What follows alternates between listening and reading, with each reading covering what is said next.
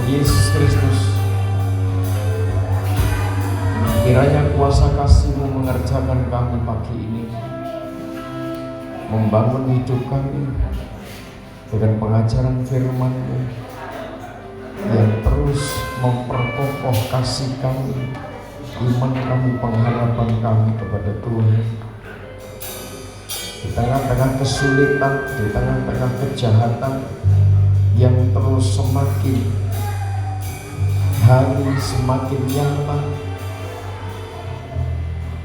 kami harus bertumbuh di tengah-tengah himpitan, di tengah-tengah kesulitan. Tapi kami percaya janji-Mu sempurna, janji-Mu nyata, Kau genapi di tengah-tengah hidup kami. Terima kasih Tuhan, perlindungan-Mu nyata di tengah-tengah kami, kuasa-Mu nyata di tengah-tengah kami. Di dalam nama Tuhan Yesus Kristus, layakkan kami menerima pengajaran firman-Mu, layakkan hamba menyampaikan kebenaran firman-Mu. Amin. Silakan. Sejahtera di dalam kasih dan anugerah dari Tuhan kita Yesus Kristus, yang sampai saat ini tentunya kita selayaknya bersyukur atas kasih-Nya, atas perlindungan-Nya yang terus dikerjakan di dalam hidup kita. Saudara terkasih dalam Tuhan, membangun kesetiaan untuk hidup baik dan benar.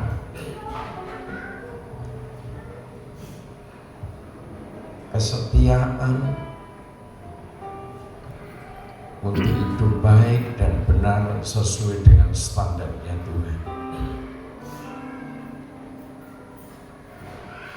Setiap pribadi, umat manusia, bahkan setiap makhluk berjuang untuk melangkah dalam perlindungan, dalam keselamatan, bahkan di dalam kemenangan atas setiap pergumulan hidupnya. Tetapi perlu kita pahami bahwa imam-imam yang rajani, umat pilihan Tuhan yang dipilih oleh karena pengorbanan Tuhan sendiri yang menjadi bayarannya, maka gereja sidang tubuh Kristus, imam-imam yang rajani pada akhir zaman harus mencapai standar kesetiaan untuk hidup baik, untuk hidup benar di hadapan Tuhan. Ini kunci kemenangan. Ketujuh jemaat di Asia Kecil itu dalam pesan pewahyuan lewat hambanya di Pulau Patmos, bahwa barang siapa menang akan mendapatkan kemuliaan itu. Nah, rahasia kemenangan dari ketujuh jemaat itu tidak lain adalah kesetiaan. Kesetiaan dalam kasih, kesetiaan dalam tanggung jawab, kesetiaan dalam kerelaan, kesetiaan dalam hidup baik, kesetiaan dalam hidup benar di hadapan Tuhan. Jadi standar yang ditetapkan Tuhan ini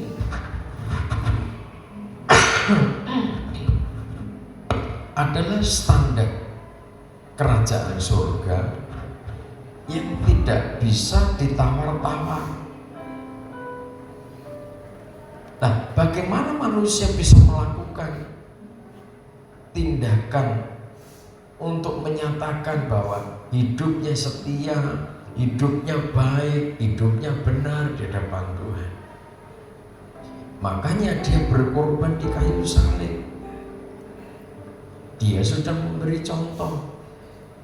Kalau kita menghargai keteladanan Tuhan, maka ada kekuatan yang tidak terputus.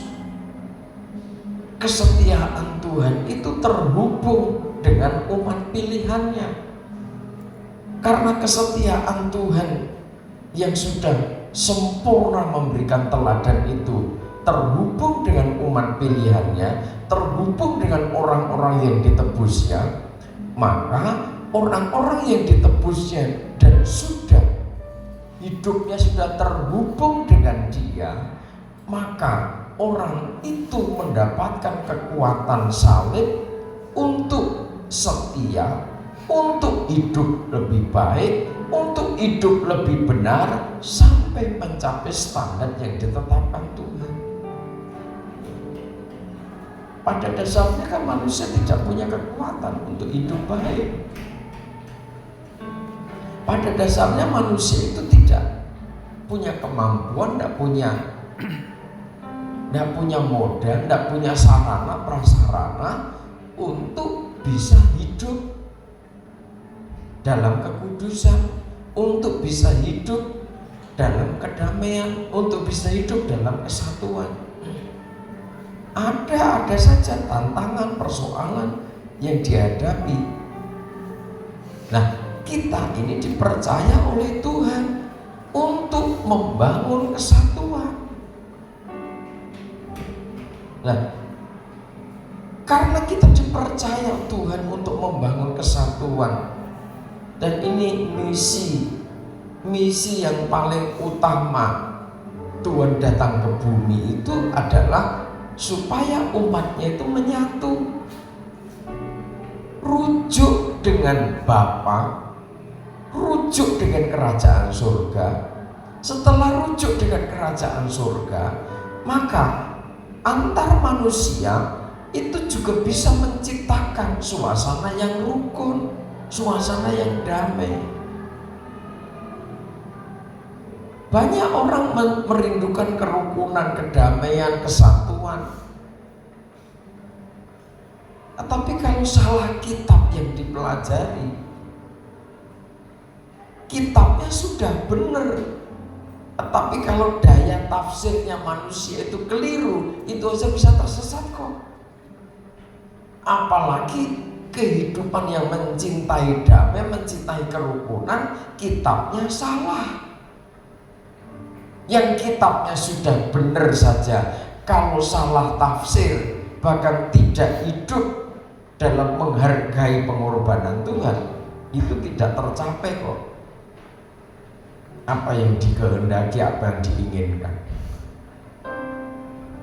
Sebab itu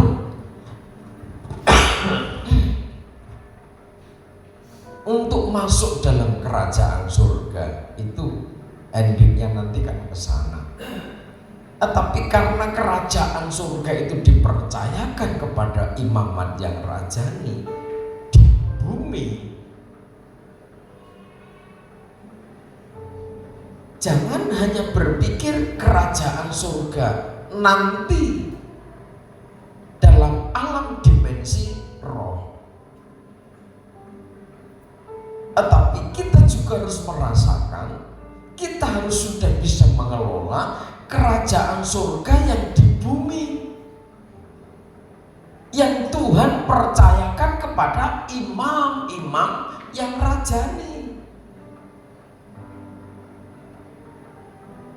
Lah, kalau kita dipercaya kerajaan Allah yang di bumi sebagai imam-imam yang rajani, Wahyu pasal 5 dikatakan begitu, kita tidak merasakan damai, kita tidak pernah merasakan kemenangan, kita tidak pernah merasakan kemerdekaan itu, kita tidak pernah merasakan surga itu kayak apa, damai itu seperti apa, rukun itu seperti apa. Itu layaknya kok hanya sebatas pada angan-angan, sebatas pada mimpi. Berarti saudara belum masuk dalam wilayah pengajaran salib.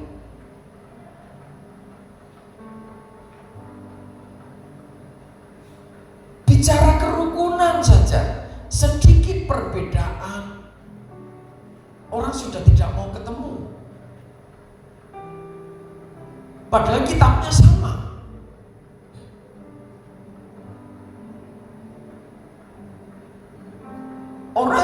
merasa paling benar sendiri. Ada komunitas yang sudah merasakan paling sempurna pengajarannya. Tapi saling sapa saja tidak mau.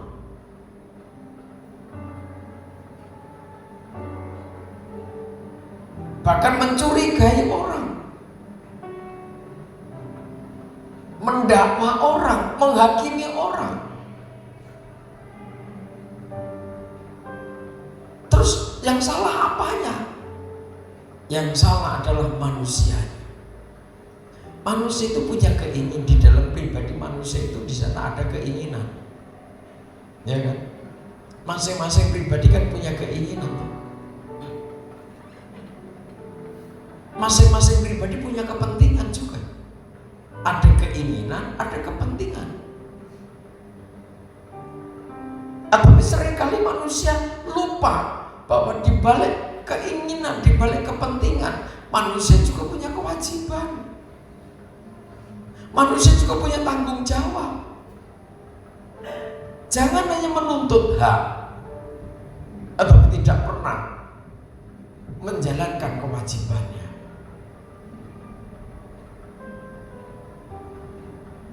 Oleh sebab itu, saudara yang terkasih dalam Tuhan, membangun kesetiaan supaya hidup kita sebagai gereja Tuhan pada akhir zaman berada dalam kehidupan yang, tatanan kehidupan yang baik,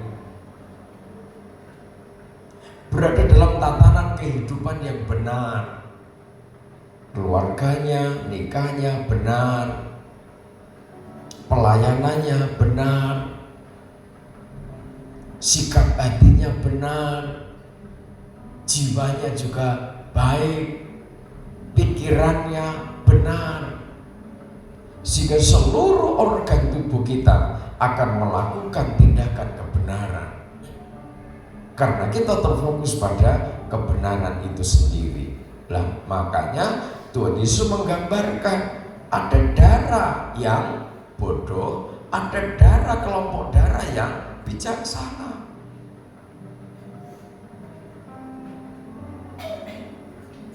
Tuhan gambarkan lagi tentang kesetiaan itu.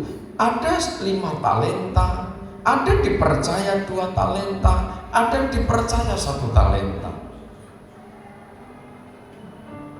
Dan Tuhan menggambarkan bagaimana, untuk siapa Tuhan datang pada akhir zaman. Untuk orang-orang yang setia.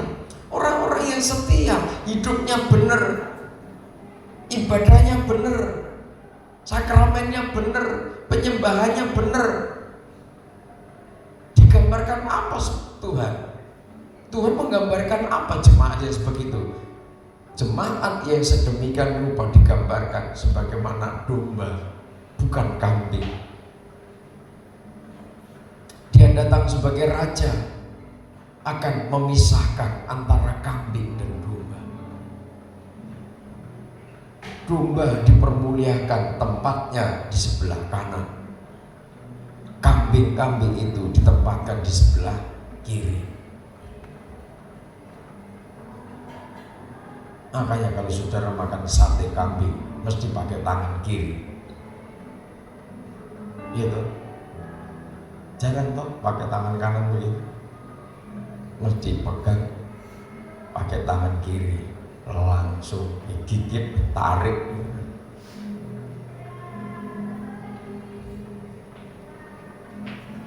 Kehidupan yang hanya akan masuk ke perut, kambing itu begitu, makhluk yang ditetapkan untuk dibantai, disate, masuk perut, masuk jamban. Jadi kalau masuk dalam kelompok kambing ini, jemaat umat Tuhan, gereja yang masuk dalam kelompok tabiat kambing, hidupnya tidak lebih dari sesuatu yang ditimbun, ditampung di jamban.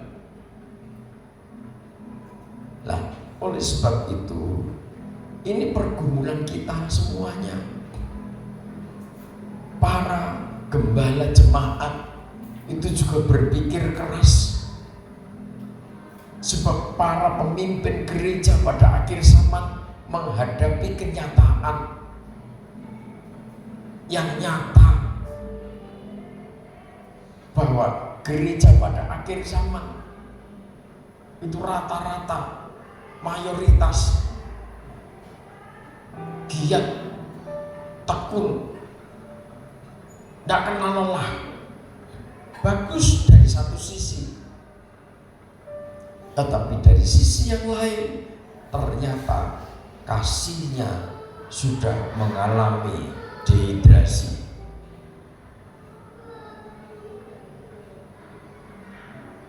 Mengalami penurunan, mengalami kemerosotan.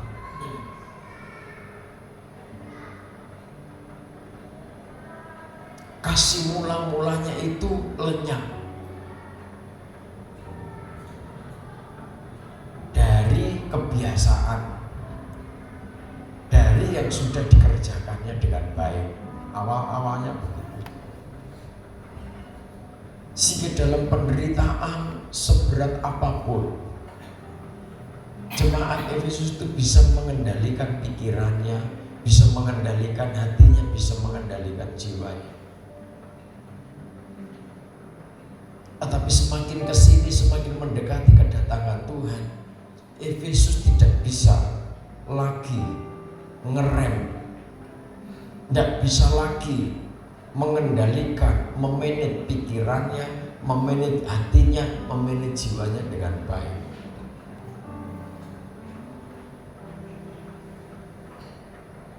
Diperbudak oleh kekuatan dunia, sehingga kasih kepada Bapa itu menjadi luntur. Sudah begitu, Smyrna yang juga terpengaruh kondisi dunia yang penuh dengan penderitaan, banyak persekusi terjadi di mana-mana. Smyrna ini takut bersekutu dengan penderitaan salib, sehingga menjadi Kristen biasa-biasa saja.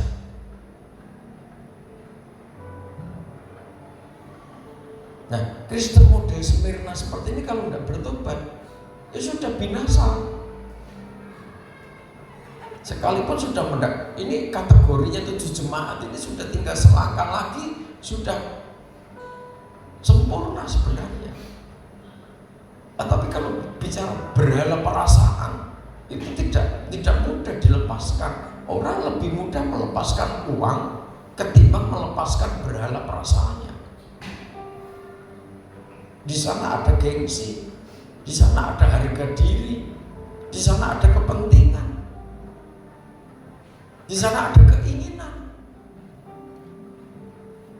Jika kepentingan dan keinginan itu tidak bisa terlepas dari dirinya, ini yang menjadikan jemaat model Smyrna, model Efesus ini juga gagal menjadi imam-imam yang rajani, gagal masuk ke gerakan gereja akhir zaman, gagal menjadi penggenap firman Tuhan itu. Belum Pergamus yang rawan tersusupi oleh ajaran-ajaran Bileam, Pergamus yang rawan tersusupi ajaran-ajaran Nikolaus. Jemaat model Pergamus ini jemaat yang tidak menghargai penggembalaan, tidak menghargai kepemimpinan spiritual. Apa-apa putusi sendiri, apa-apa putusi sendiri. Mau nikah putuskan sendiri, mau pranikah putuskan sendiri. Pokoknya apa-apa tentang hidupnya. Pergamus ini modelnya pinter, tetapi tidak menghargai kepemimpinan spiritual yang ditetapkan Tuhan. Apa-apa dikerjakan sendiri tanpa komunikasi dengan kepemimpinan spiritual. Model Pergamus ini karena tersusupi ajaran-ajaran Bileam dan roh-roh pengikut Nikolaus. Yang didengar cenderung nasihat orang, sekalipun tidak seiman. Apalagi nasihat dukun, nasihat paranormal. Masih banyak jemaat Kristen yang meyakini perdukunan, meyakini hal-hal seperti itu. Masih banyak.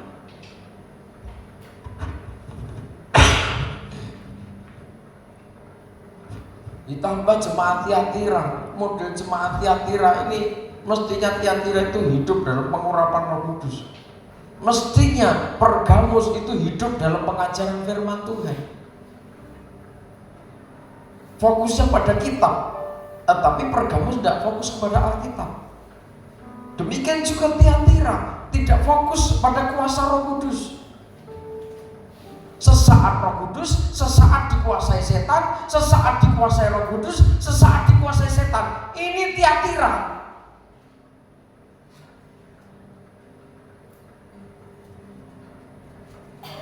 Hidup kita ini baitnya Roh Kudus. Hidup kita ini baitnya firman Allah. Masa sesaat Roh Kudus digeser, sesaat firman digeser, lagi dikontrak sama setan. Setan lagi beracara, bertatalah setan di situ. Ini Tiatira. Nabiah-nabiah palsu masuk menyusup di dalamnya. Sejak zaman gereja mula-mula, saudara, hal demikian terjadi dengan luar biasanya. Apalagi akhir zaman, keadaan serba sulit, kondisi semakin sulit, kondisi kehidupan pada umumnya semakin tidak jelas. Manusia mencari jalan pintas bagaimana supaya hidupnya tenang sekalipun hanya sesaat. Tiatira membuka hatinya, Tiatira membuka akalnya untuk suara-suara nabiah-nabiah palsu itu menyusup di tengah-tengah hidupnya. Belum ada jemaat yang lain lagi, jemaat Sardis. Mestinya jemaat Sardis hidup dalam pembaharuan demi pembaharuan, tetapi kondisinya hampir mati.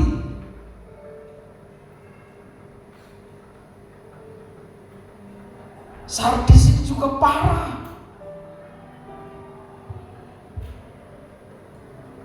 Tidak ada pembaharuan sama sekali dalam hidupnya. Dikatakan nyaris hampir, kondisinya hampir mati. Hidupnya penuh dengan kepalsuan, penuh dengan kepura-puraan, penuh dengan dusta. Nikahnya dibangun dengan dusta, nikah dibangun dengan kepura-puraan. Di ambang kematian ini Sardis. Belum yang lain, Philadelphia ini seakan ini jemaat tekun banget, penyembahan juga oke, luar biasa, puasa juga luar biasa, ibadah itu tidak pernah lowong. Philadelphia. Tetapi jemaat Philadelphia juga punya titik kelemahan kalau tidak hati-hati. Karena di dalam diri manusia, di sana ada keinginan, di sana ada kepentingan. Kalau manusia sudah tidak bisa mengelola yang namanya keinginan dan kepentingan, maka dari situlah awal kerusakan dan kehancuran.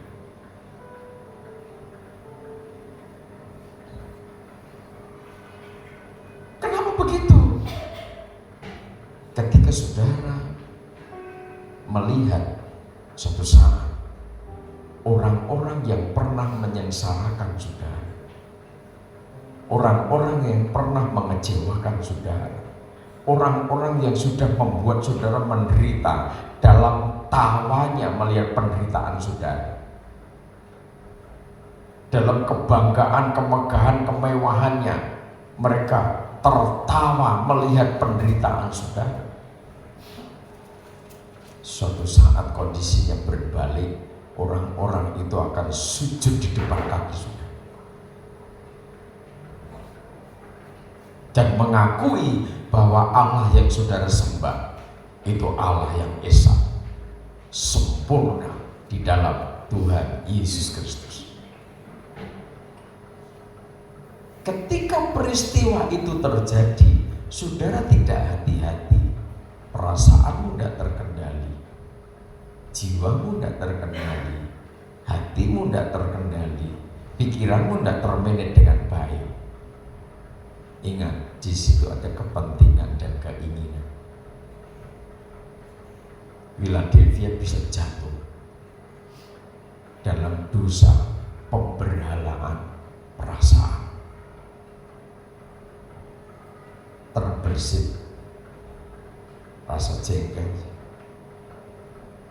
terbersit penghakiman, tidak mengampuni. Bisa juga kan, karena ingat masa lalu saudara disengsarakan sehingga saudara tidak bisa mengampuni. Bisa terjadi. Ini bahaya. Pemberhalaan ini tersembunyi di balik jiwa, di balik perasaannya, di balik hatinya, di balik pikirannya yang sel-sel pikirannya yang paling dalam.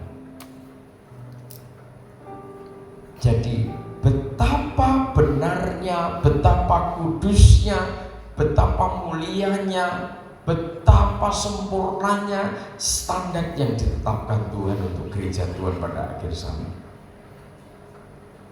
Philadelphia demikian, Laodikia kaya raya, materi kaya, tapi sama Philadelphia ini matanya buta, tidak menghargai kepemimpinan spiritual. Dibuat kaya raya tidak lepas dari doa pergumulannya, penggembalaan yang ditetapkan atas jemaat Laodikia. Tetapi Laodikia tidak pernah berpikir bagaimana nasibnya gembala. Ini Laodikia tidak pernah berpikir bagaimana tanggung jawabnya, bebannya penggembalaan. Ini Laodikia. Egoisnya minta ampun, gak ketulungan ini Laodikia. Pelitnya minta ampun, kikirnya minta ampun. Jadi dari Efesus, Smyrna, Pergamus, Tiatira, Sardis, Philadelphia sampai Laodikia, melihat kenyataan model-model jemaat akhir zaman seperti itu, sementara para bintang, para gembala itu dipercaya untuk membawa, menuntun mereka harus menjadi sosok kaki dian emas.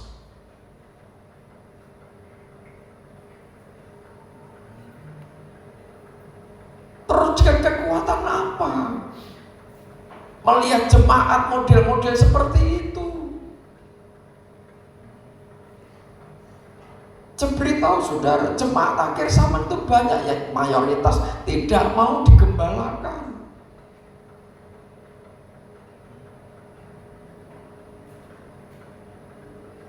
Nanti sudah kuat secara finansial begitu, bikin persekutuan sendiri.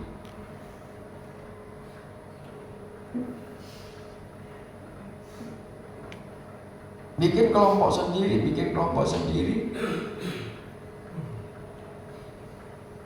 tanpa pendeta, tanpa seorang hamba Tuhan. Itu tuh banyak. Ya sesaat nanti ngundang pembicara begitu, yang bukan gembala, bukan gembalanya maksudnya. Ini terjadi di mana-mana.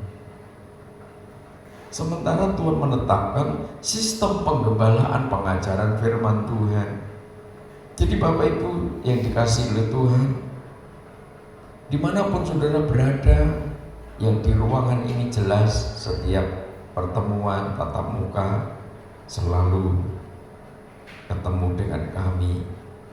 Tetapi rekan-rekan hamba Tuhan, jemaat yang ada di luar pulau, di luar provinsi, Kalau saudara mendengar pengajaran firman penggembalaan ini, belajarlah ikuti, belajarlah taati, belajarlah terus bertekun.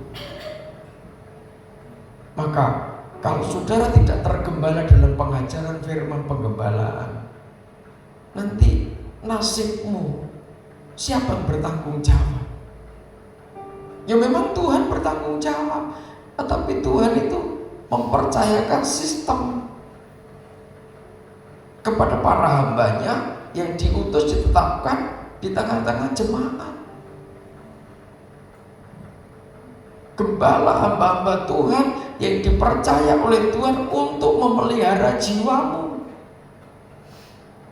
untuk memperjuangkan jiwamu, mengendalikan jiwamu supaya tidak sakit jiwa, supaya disegarkan terus. Sebab itu kita perlu pahami, kita perlu mengerti supaya hidup kita dalam penggembalaan pengajaran firman ini terpelihara sampai Tuhan datang dan kita hidup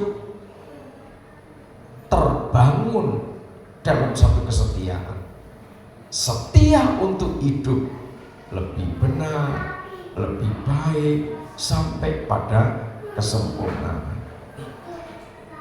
Nah, oleh sebab itu coba disiapkan di dalam Injil Lukas pasal 19. Kalau kita berbicara tentang kesetiaan sehingga hidup kita benar, pelayanan kita menjadi benar, kesetiaan kita terus bertumbuh dalam kemuliaan Tuhan, maka kita betul-betul harus memahami bagaimana membangun kesetiaan itu.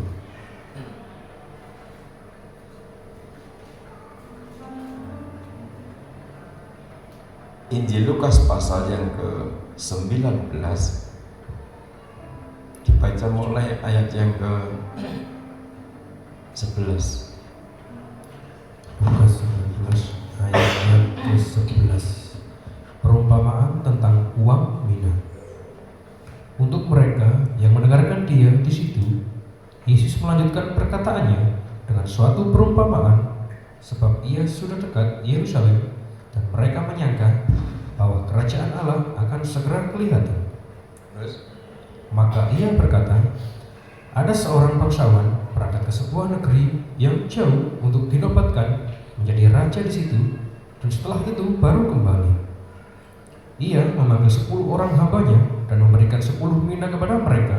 Katanya, pakailah ini untuk berdagang sampai aku datang kembali. Jadi seorang bangsawan berangkat ke sebuah negeri yang jauh untuk dinobatkan sebagai raja. Sebelum berangkat, maka bangsawan ini mempercayakan hartanya kepada para hambanya, kepada para pegawainya. Pakailah ini untuk berdagang sampai aku datang kembali. Dikatakan begitu terus.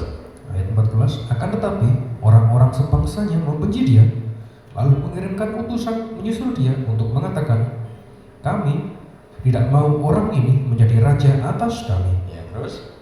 Dan terjadilah ketika ia kembali, setelah ia dinobatkan menjadi raja, ia menyuruh memanggil hamba-hambanya yang telah diberinya uang itu untuk mengetahui berapa hasil dagang mereka masing-masing. Ya, terus? Orang yang pertama datang dan berkata, Tuan, mina Tuan yang satu itu telah menghasilkan 10 mina. Ya, terus? Katanya kepada orang itu, baik sekali perbuatanmu itu, hai hamba yang baik, engkau telah setia dalam perkara kecil, karena itu terimalah kekuasaan atas 10 kota. Terus? Datanglah yang kedua dan berkata, Tuan, mina Tuan telah menghasilkan 5 mina. Katanya kepada orang itu, dan engkau kuasailah 5 kota. Ya, terus? Dan hamba yang ketiga datang dan berkata, Tuan, inilah mina Tuan. Aku telah menyimpannya dalam sapu tangan, sebab aku takut akan Tuan, karena Tuan adalah manusia yang keras. Tuhan mengambil apa yang tidak pernah Tuhan taruh, dan Tuhan menuai apa yang tidak Tuhan tabur. Katanya kepada orang itu, "Hai hamba yang jahat, aku akan menghakimi engkau menurut perkataanmu sendiri. Ya, terus Engkau sudah tahu bahwa aku adalah orang yang keras, yang mengambil apa yang tidak pernah aku taruh, dan menuai apa yang tidak aku tabur. jika demikian, mengapa uangku itu tidak kau berikan kepada orang yang menjalankan uang?" Maka sekembaliku aku dapat mengambilnya serta dengan bunganya. Ya, lalu katanya kepada orang-orang yang berdiri di situ, Ambillah mina yang satu itu daripadanya, dan berikanlah kepada orang yang mempunyai 10 mina itu. terus Kata mereka kepadanya, "Tuan, ia sudah mempunyai 10 mina." Jawabnya, "Aku berkata kepadamu, setiap orang yang mempunyai, kepadanya akan diberi. Tetapi siapa yang tidak mempunyai, daripadanya akan diambil. ya, akan tetapi semua seteruku ini, Yang tidak suka aku menjadi rajanya, bawalah mereka kemari dan bunuhlah mereka di depan mataku." ya, saudara yang terkasih dalam Tuhan, ketika raja ini mempercayakan, sebelum dilantik dia mempercayakan hartanya untuk dilipat gandakan kepada stafnya, kepada karyawannya atau kepada pegawai-pegawainya. Dia katakan, pakailah ini untuk berdagang. Semua modalnya sama. Bukan seperti ketika Tuhan menyampaikan pengajaran di dalam Injil Matius, 5 talenta, yang satu lagi diberi 2 talenta, yang satu lagi diberi 1 talenta. Dalam Injil Lukas ini Tuhan mau menggambarkan sebuah kesetiaan yang benar, kesetiaan yang kudus. Di sini Tuhan mau mengajar umatnya, mau mengajar murid-muridnya, mau mencelekkan hati murid-muridnya, mau mencelekkan jiwanya, mau mencelekkan pikirannya, bahwa keadilan Tuhan itu sempurna. Pakailah ini untuk berdagang. Kata berdagang itu kalau terjemahan dari bahasa aslinya, maka para karyawan atau para hamba dari seorang raja sebelum dilantik ini masing-masing dipercaya untuk mengurus, untuk mengatur, untuk menangani, untuk mengelola yang 1 mina itu.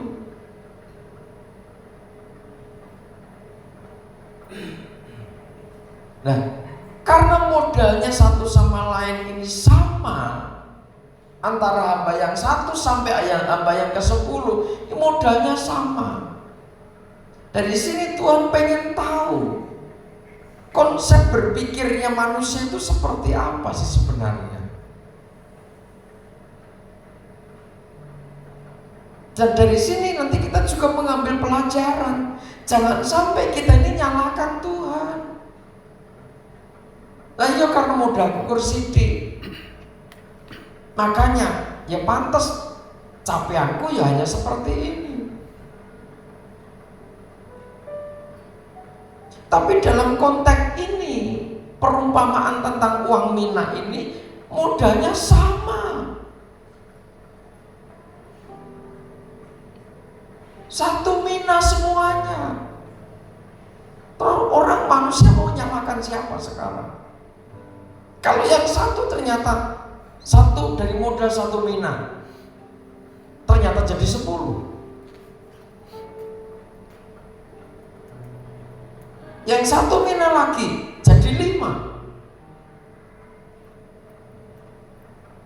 Terus yang lain-lain, wah ini ternyata tidak banyak yang jadi. Dari 10 orang ini akan disimpulkan yang berhasil, dinyatakan berhasil hanya 2 orang. Terus yang lain kemana? Yang lain memfokuskan energinya untuk marah, membuang energinya untuk protes, komplain kepada sang Tuhan. Bahkan tidak senang kalau sang pangeran itu dilantik menjadi raja.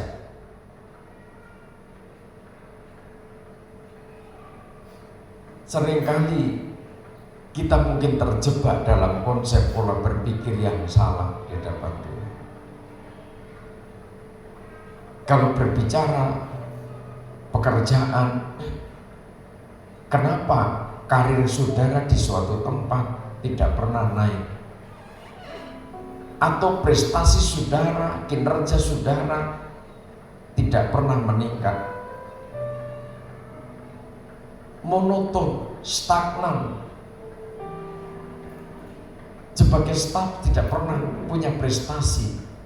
Kenapa begitu? Jangan-jangan pikiran saudara salah dengan pimpinan.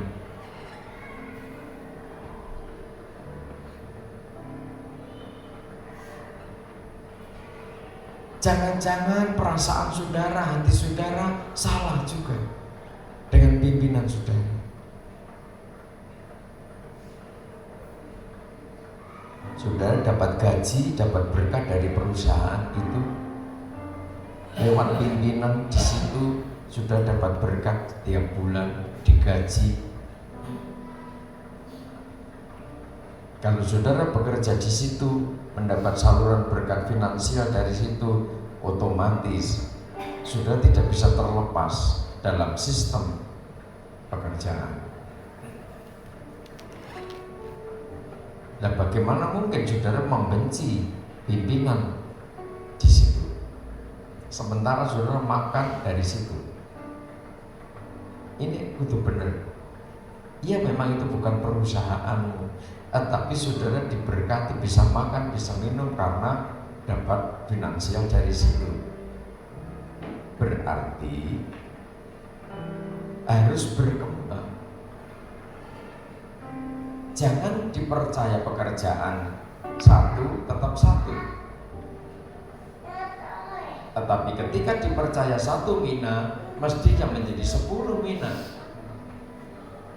mestinya menjadi 5 mina, bukan satu tetap satu. Ini menunjukkan sebuah kreativitas. Ini menunjukkan sebuah tanggung jawab. Ini menunjukkan sebuah kerelaan. Ini menunjukkan sebuah pengorbanan. Ketika saudara sebagai seorang pegawai perusahaan dan saudara punya prestasi yang luar biasa, saudara itu dicekeli terus, dipegang terus sama ownernya.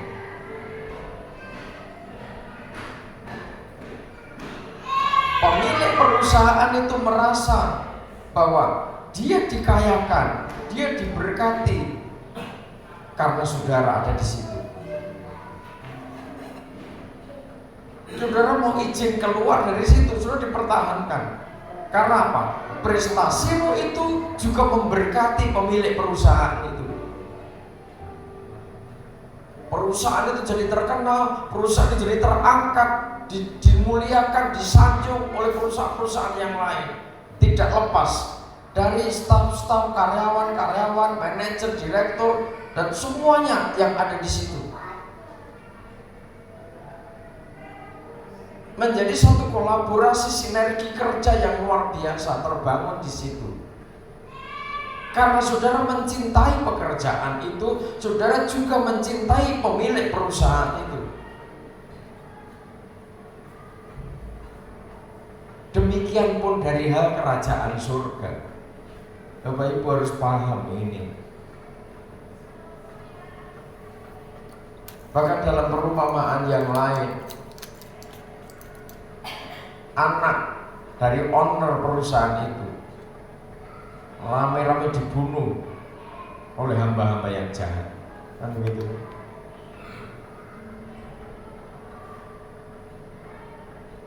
Nah, sekarang posisi kita bagaimana? Apakah kita di hadapan sang pangeran bisa mempertanggungjawabkan nanti Adakah kita sebagai seorang pelayan yang bisa mengurus, bisa mengatur, bisa menangani, bisa mengelola dengan baik? Dari kepercayaan, dari tanggung jawab yang Dia percayakan di pundak kita. Atau tetap satu dan kita kembalikan dengan kemarahan.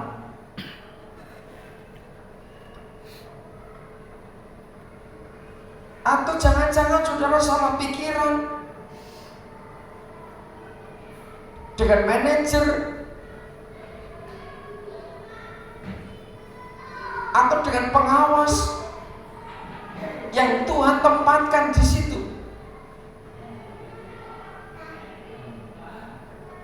Siapa yang ditempatkan di situ? Gembala jemaat, malaikat jemaat, atau kita mengatakan bintangnya Tuhan yang digenggam tangan Tuhan.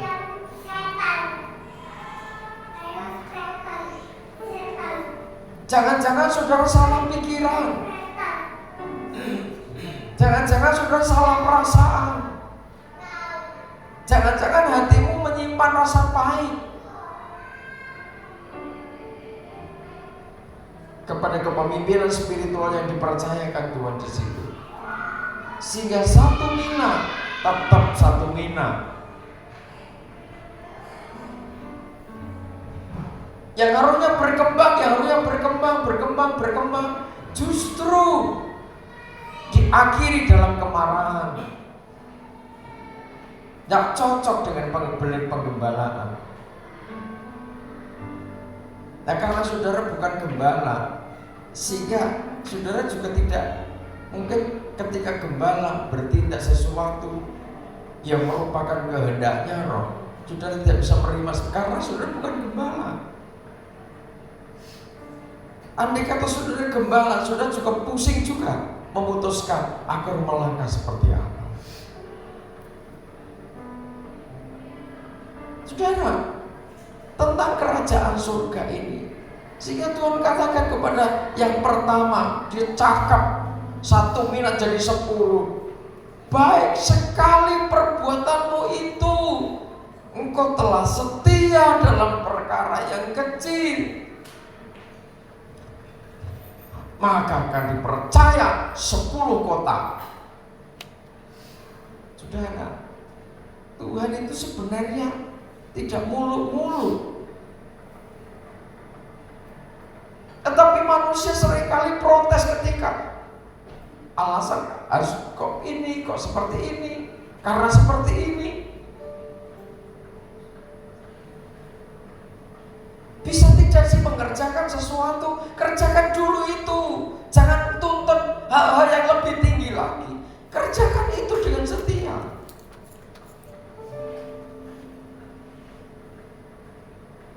Segala sesuatu itu mulai dari kesetiaan. Saudara mau bisnis model apa, di bidang apa, itu nilainya itu sebenarnya pada titik kesetiaan, bukan pada modal.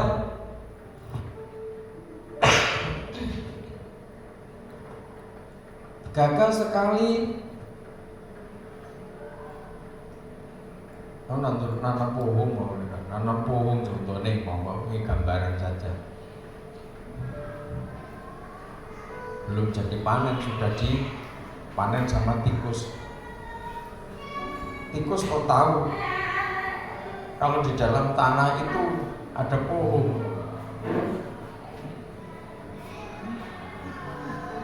Nah, udahlah, tidak usah nanam lagi aja lah. Nanti nanam juga bolak-balik nggak panen. Umpama nanam padi, nanam jagung, begitu. Oh, rusak, roboh semua. Kena angin, badai. Udahlah, nggak usah nanam lagi. Terus di mana titik kesetiaannya? Di mana titik tanggung jawabnya? Di mana titik pengorbanannya? Nggak ada. Coba mulai belajar dari yang kecil. Kerjakan itu semua dengan setia. Jadi untuk bertumbuh dalam kesetiaan, akhirnya bisa melayani dengan baik, bisa melayani dengan benar. Ya, fokus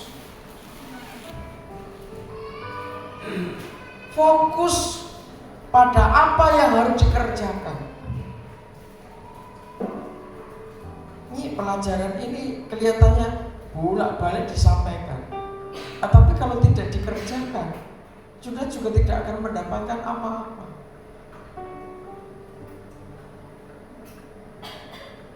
Anak-anak jangan berpikir, wah ya orang tua nanti meninggalkan warisan yang banyak kok, tenang-tenang saja. Saudara, kalau pikiranmu kepada warisan, berarti kamu tidak pernah berkembang, tidak pernah berpikir mengembangkan satu minat. Oke lah, orang tua berjuang sedemikian rupa dengan capaian pemeliharaan Tuhan, tempat punya, ladang punya, dan banyak hal mungkin dipercayakan pada saudara. Anggap itu bonus dalam hidup saudara sebagai generasi penerus. Tetapi kalau mentalmu tidak terbentuk untuk terbangun dalam sebuah kesetiaan, maka seberapapun warisan yang ditinggalkan kepada saudara sebagai generasi muda masa kini, saudara tidak mampu nanti mengelola, mengupayakan dengan baik.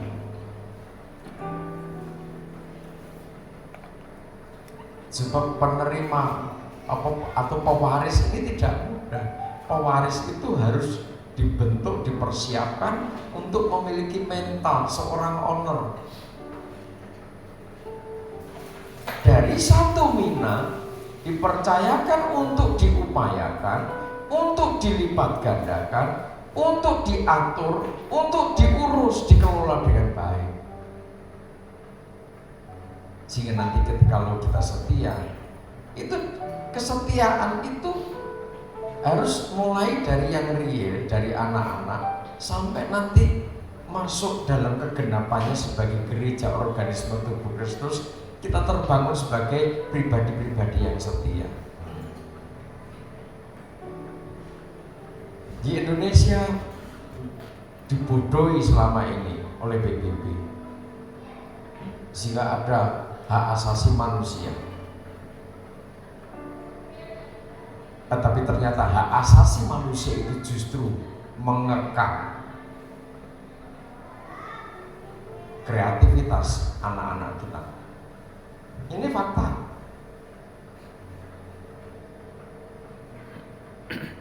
Di Amerika, di Jepang, di Tiongkok, anak-anak di bawah kelas 5 atau di pokoknya tingkat SD ke bawah itu,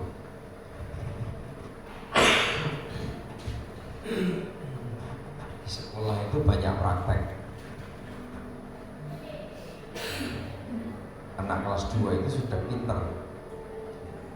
Apa ini jahit bekas operasi gitu. Bekas operasi, baik operasi kecil maupun operasi besar. Anak kelas 2 SD sudah pinter jahit.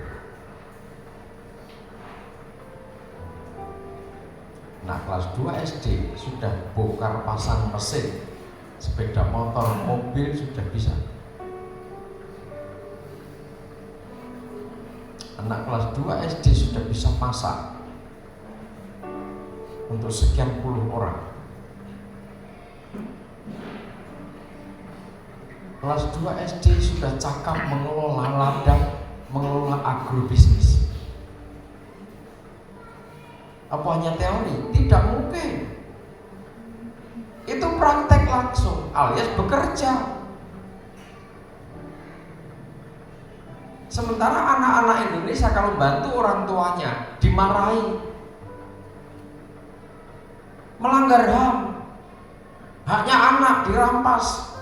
Itu saatnya belajar. Nah, belajar teori terus, tidak pernah praktek.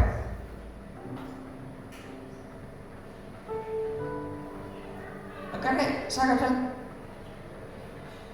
Saya kadang memang tidak melarang dalam pantauan, tapi saya ke kebun, kalau enggak cucu itu pulang sekolah langsung, opa ganti pakaian langsung, opa ayo opa antar opa, minta diantar ke kebun ke belakang. Dia bawa cekro, bawa apa ini, bawa sekop, bawa ngambil tanah ini, ambil sana, ambil sini. Karena dengan begitu dia akan belajar mengatasi persoalan, mengatasi masalah. Jangan semua selalu disediakan di depan matanya. Semua selalu tersedia di sekitarnya. Ma, ambilkan. Air datang, datanglah. Pelayan datang. Oma tolong. Oh, omanya datang. Mas tolong, masnya datang. Tidak bisa begitu. Nanti anak itu dalam tumbuh kembang otaknya, dia tidak pernah berpikir bagaimana mengatasi masalah. Kalau air mineral ini isinya sudah tidak ada, sementara anak itu perlu, dan dia ngerti cara ngambilnya bagaimana, sudah ngerti. Atau ambil langsung di sana. Oh iya, oma diambilkan ya, ya ma. Justru malah dia ngerti, punya gratis. Oma, saya ambilkan minum ya, diambilkan.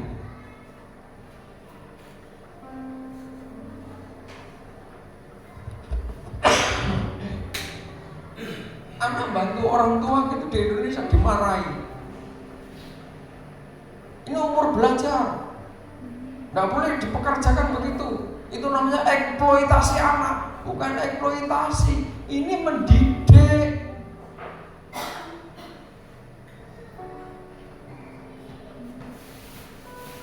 Jadi terbuka sekarang sudah.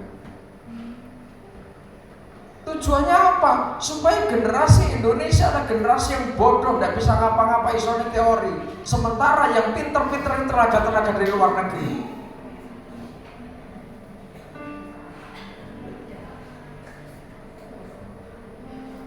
Kadang Indonesia malah mendatangkan kuli dari luar negeri, dari Tiongkok. Kuli tukang batu didatangkan dari Tiongkok, sementara banyak tukang batu di Indonesia yang nganggur. Karena apa? Etos kerjanya berbeda. Tukang batu Indonesia adalah orang-orang yang terpaksa. Tapi kalau orang luar itu profesi.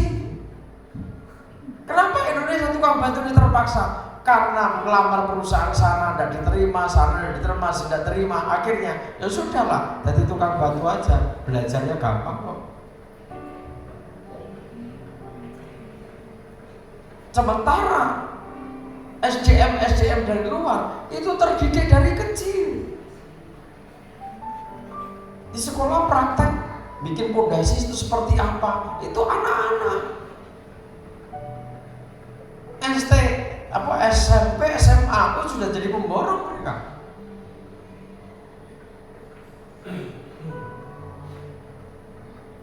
Generasi anak bangsa memang kecenderungan ditembak. Pakai apa? Pakai sabu-sabu, pakai narkoba. Supaya apa? Bangsa-bangsa di bumi ini tidak suka Indonesia ini berkembang. Mereka pengen kekayaan bangsa ini disedot mereka. Supaya bangsa ini, generasi bangsa kita, bangsa yang mabuk, anak-anak yang mabuk, anak-anak yang siap menjual semuanya. Bahkan termasuk pulau-pulau bangsa ini dijual kepada bangsa asing. Maunya kan begitu. Dikasih narkoba terus, biar pusing, biar tidak mikir, biar bodoh. Nah, kembali pada perumpamaan tentang Mina ini. Ini generasi akhir zaman. Kita harus ngerti bagaimana kita sekarang bekerja, bagaimana sekarang kita harus melayani di tengah-tengah ketidakpastian. Dan ini terus ketidakpastian. Geopolitik itu bolo-boloan bahasa Jawa ini. Kita bolo siapa? nanti keputusan bangsa ini sampai keliru, keputusan para pemimpin keliru, nanti diboikot oleh negara yang lain, dipersulit oleh negara yang lain, saling boikot seperti ini. Yang enak itu Israel. Sekarang siapa mau boikot produk Israel? Kalau orang mau tahu dan betul-betul jujur, termasuk perangkat elektronik dan isinya aplikasi-aplikasi yang ada di dalamnya, semua produk Israel. Kalau mau boikot, ya jangan hanya yang receh-receh, kayak bangsanya apa ini, roti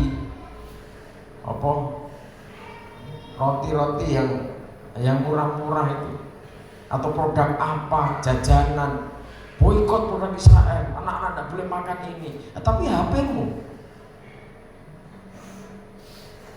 di Israel tidak ada produk perusahaan mobil, tidak ada perusahaan sepeda motor. Karena apa? Dia titipkan perusahaan itu ke negara-negara lain. Dia tidak bikin perusahaan di sana.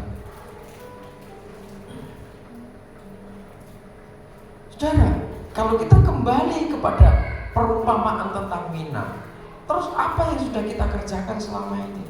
Kalau kita gagal, jangan nyalahkan yang lain, jangan nyalahkan Tuhan, jangan nyalahkan gembala. Sekarang kita fokus, kita masing-masing dipercaya satu Mina. Jangan ngobrol sama si lain, dia memang modalnya gede, didukung karo papai, dimodali papai jelas.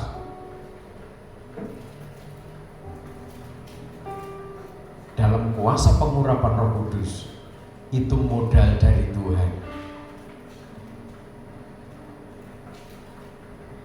Orang tua, gembala punya tanggung jawab support sistem. Seberapa pengurapan Roh Kudus yang menguasai saudara tergantung sejauh mana kesetiaanmu.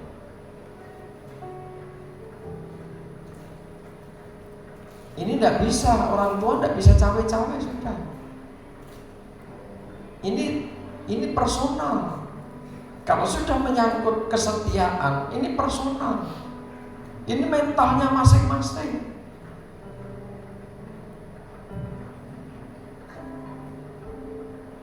Oleh sebab itu, Tuhan itu sangat paham, Tuhan sangat ngerti. Karena Tuhan ngerti kalau kerinduanmu itu seperti apa, hatimu itu seperti apa, pikiranmu seperti apa, Tuhan itu sangat ngerti, sangat paham banget. Oleh sebab itu jangan sembarangan. Jangan seperti hamba yang jahat, nggak bisa menerima kepemimpinan sang pangeran tadi. Datang ngamuk-ngamuk, sementara ketika ditinggal pergi udah tidak mau ngerjakan apa-apa. Modal tadi ditaruh di sapu tangan.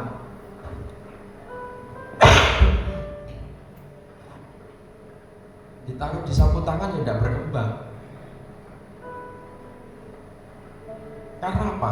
Dari sejak awal penobatan raja, artinya misalnya sejak modal ini dikasih, artinya misalnya di dalam pribadi saudara, dalam hidup saudara masing-masing pribadi, Tuhan taruh kemampuan untuk berhasil di dunia nyata, untuk berprestasi di dunia imamat, untuk berprestasi dalam kesatuan tubuh Kristus. Tinggal bagaimana kita sekarang masing-masing berjuang untuk dibangun menjadi pribadi-pribadi yang setia. Dipercaya tanggung jawab. Nanti di sekolah juga begitu. Dipercaya tanggung jawab. Tugas-tugas pasti dikerjakan dengan baik. Makanya saya selalu katakan, Kalau anak-anak itu tidak didisiplin dari sekarang, engko nek wis gede, kalian susah semua.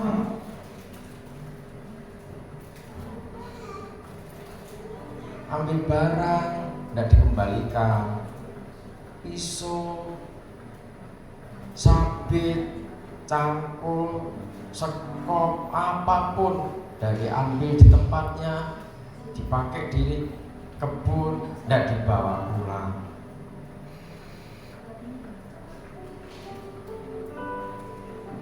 Cari kesana kemari, hidup tidak tertib itu menyusahkan banyak orang. Kunci sepeda motor mau dipakai, habis dipakai yang satu tidak dikembalikan pada posisi semula, bingung apa orang? Wow, sak pastori kan? Tadi di mana tadi itu habis pakai tadi, habis pakai ini, habis pakai itu. Kalau sudah habis pakai, kembalikan kunci kotak itu di posisi biasanya. Di situ ada anak-anak yang belum masih dalam pertumbuhan. Nggak ngerti dikira ini barang mainan nanti dilempar di kolam, susah dewe kowe ya. Anak dalam pertumbuhan dipantau dengan baik. Kalau dipantau dengan baik, nanti tahu-tahu kecemplung kolam, kecemplung kali. Bu sapa sing dipercaya tahu-tahu njupuk ndok. Telur itu diambil dari sarangnya. Jadi Pak hanya satu kopi, satu kepiye pitu. Karena bocah kan nggak ngerti. Kenapa kok tahu itu tempat petarangannya pitik? Nah, dia tahu kalau mbahnya sok ke situ ngambil telur itu.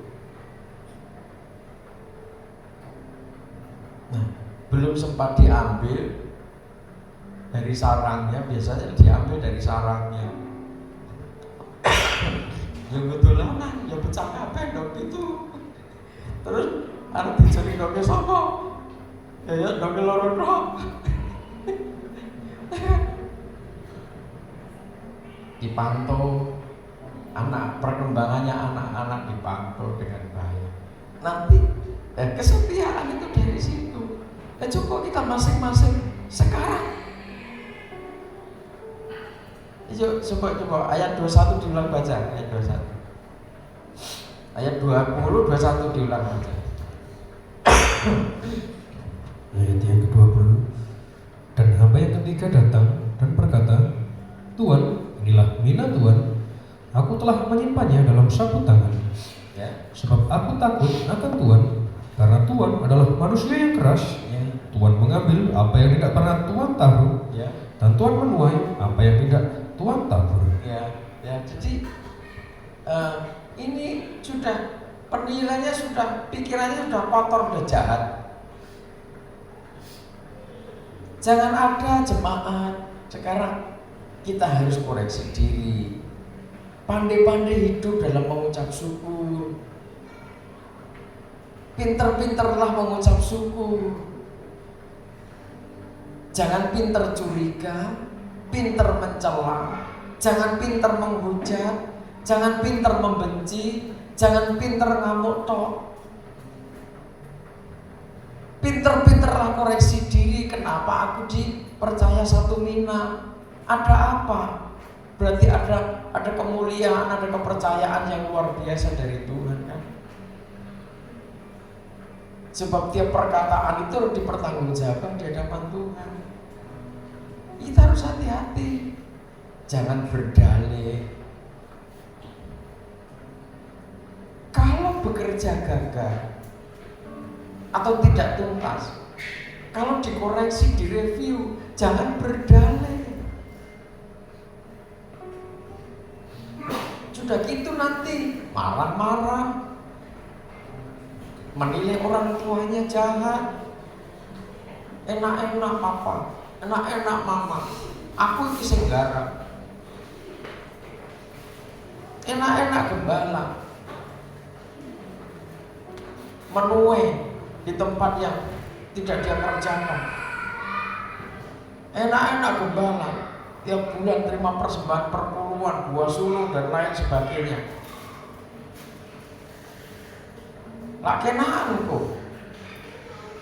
Kata-kata itu menyakitkan hatinya Tuhan. Tuhan itu ngerti memelihara hambanya. Kami harus belajar konsisten dengan apa yang Tuhan kerjakan dalam hidup kami. Wis pancene tugasnya, tanggung jawabnya demikian. Tuhan punya cara untuk memelihara hambanya juga. Kalau karena galau, karena pikirannya masih belum normal, sehingga ngamuk, ngomel, terkait persembahan diure-ure, terkait persepuluhan diure-ure. Tuhan dibalik kepedihan hati hambanya itu, Tuhan ngerti kok. Tuhan ngerti mencukupi. Saya tidak akan benci, saya tidak akan sakit hati ketika dikhianati. Kami berjuang sedemikian rupa menunggui jiwa-jiwa itu supaya tetap terjaga dalam keselamatan menjelang kedatangan Tuhan. Harapan kami, pergumulan kami jangan sampai ada yang terperosok masuk zaman antikris. Harapan kami, saudara bisa merasakan kedahsyatan karya Tuhan. Bagaimana sudah seperti Henok, mokso, diubahkan, diangkat dalam tubuh kemuliaan. Seperti Elia, diubahkan, diangkat dalam tubuh kemuliaan, disambut, dijemput oleh para malaikat dari kerajaan surga. Atau saudara mengungsi ke padang belantara menjelang kesusahan besar itu. Saudara, kan ada standarnya. Lah, standar bagaimana supaya kita mendapat kasih karunia untuk harpaso itu, atau standar untuk masuk pada belantara pengungsian. Lah, aturan-aturan ini terus kami sampaikan, tujuannya apa? Supaya kita tidak terjebak. Tidak terjebak masuk dalam masa aniaya. Saudara jangan anggap Indonesia ini sekarang masih seperti ini. Tetapi Indonesia ini sedang diskenario oleh kekuatan besar. Untuk suatu saat Indonesia juga dikuasai Dajjal. Sekarang sudah dibangun itu, menyusup di pemerintahan. Oknum-oknumnya itu disusupkan di kementerian ini, kementerian itu, kementerian ini, kementerian itu.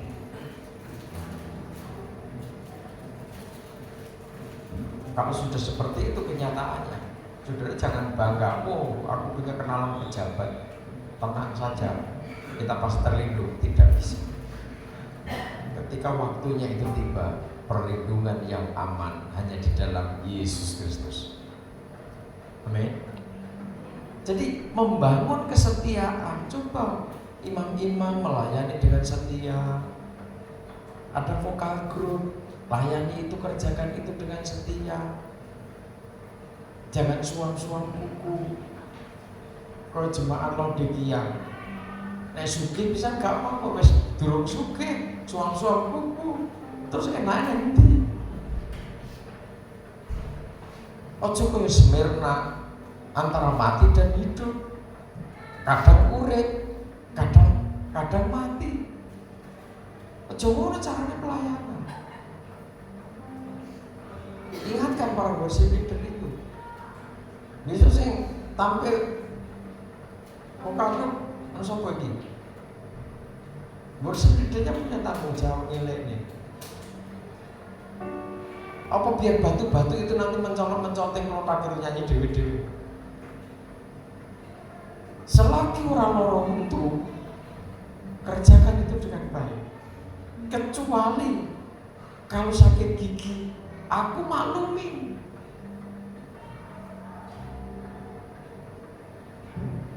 Agam ini ndak tampil karena sakit gigi. Mosok kabeh lorong itu naik kursi apa-apa.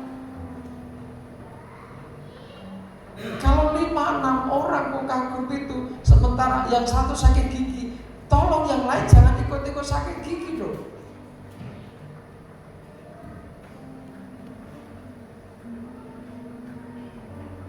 Kalau nanti sudah ini terus pekerjaan tuh berderak, jangan sampai saudara justru malu tersipu-sipu. Saudara jangan berpikir, wah orang yang baru datang apa ngerti, wah gembala kok bicara soal ini, bisa soal korban dan sebagainya. Apa mereka paham? Mereka sudah terbentuk, mereka sudah tertempa.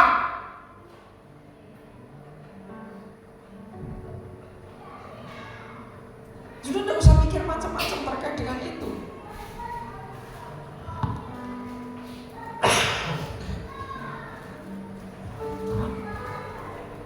Pelita emas, meja roti sajian, mesbah dupa. Ini tukangnya masing-masing. Oh ya, ini dibentuk di sana, ini dibentuk di sana, ini dibentuk di sana. Suatu saat dipertemukan. Tinggal pola sidik-sidik. Tinggal di kekurangannya itu loh, tinggal dipoles. Sudah selesai nanti.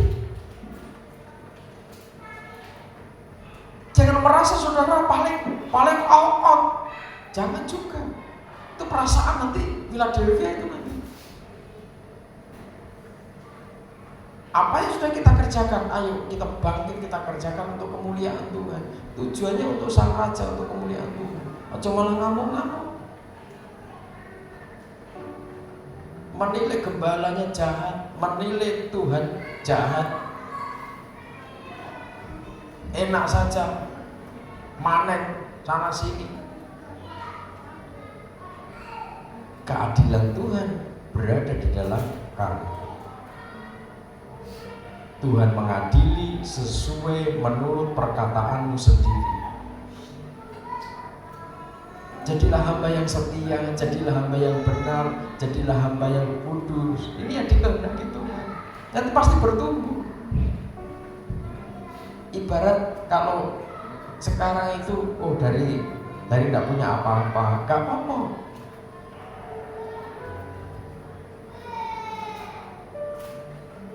Saudara kan punya pengalaman itu, dari tidak punya apa-apa, bisa punya rumah, bisa punya pekerjaan, bisa punya usaha.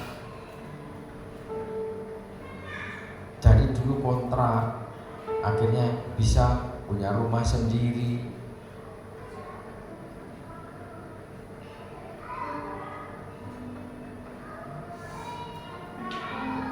Ini semua karena apa? Karena kesetiaan. Ini kesetiaan itu penting. Saudara membangun apa saja, dengan modal apa, sebesar apa modalnya, kalau tidak setia, tidak akan jadi.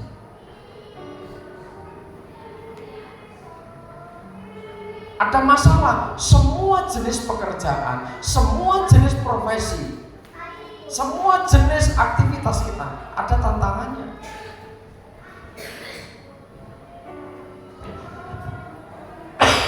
Kesetiaan itu akan membawa kita pada ketekunan. Tahan uji. Ketika kita setia, kita tekun, kita tahan uji, dan akhirnya matang. Jadi bertumbuh pasti menang. Tapi kalau kita tidak bertumbuh dalam kesetiaan, dalam ketekunan, ada masalah sedikit mundur, terus nanti ada masalah sedikit komunikasinya salah. Orang komunikasi apa dilarang? Tidak. Tetapi kalau yang dibicarakan itu tidak sesuai, mendukung dengan apa yang dikerjakan, mestinya tidak perlu, tidak penting. Seorang pengusaha mengatakan, kalau pengen maju, jangan berpikir sendiri. Ada saatnya sharing, ngobrol dengan teman yang lain. Jangan merasa kuat, jangan merasa sukses. Ngobrol dengan orang yang sukses. Karena orang yang sukses dalam bisnis itu, dia pernah gagal. Karena dia pernah gagal, maka dia tahu caranya menghadapi masalah itu, sehingga dia berhasil dengan tahapan demi tahapan. Membangun kesatuan untuk melipat gandakan mina juga demikian. Sejauh mana kita dipercaya oleh Tuhan, itu pasti itu wilayahnya Tuhan.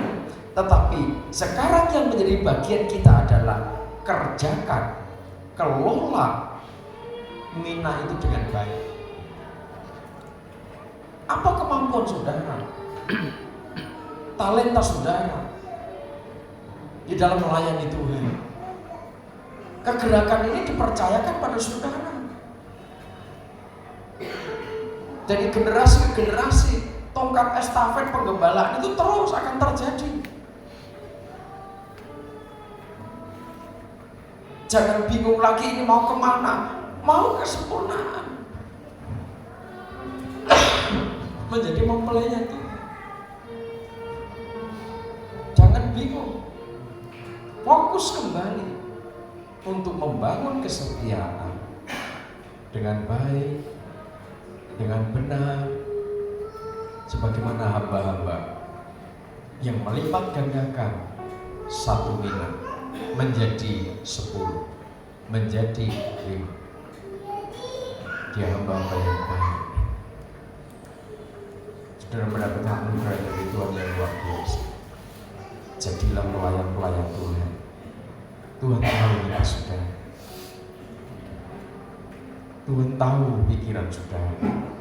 Tuhan tahu sejauh mana jiwa. Tuhan Yesus memberkati.